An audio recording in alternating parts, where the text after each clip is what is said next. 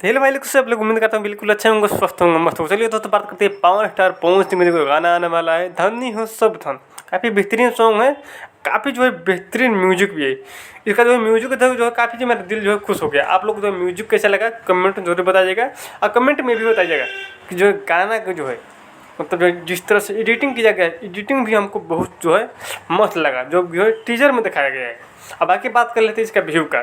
View जो है मात्र जो है 5 घंटे में जो है यानी कि 1,80,000 व्यू जो है क्रॉस कर गया है। टीजर का व्यू है। लाइक बोले तो लाइक जो है 29,000 जो है लाइक जो है क्रॉस कर गया है। कमेंट बोले कमेंट जो है अब तक जो है काफ़ी कम मात्रा में है, तब पर जो है 7,000।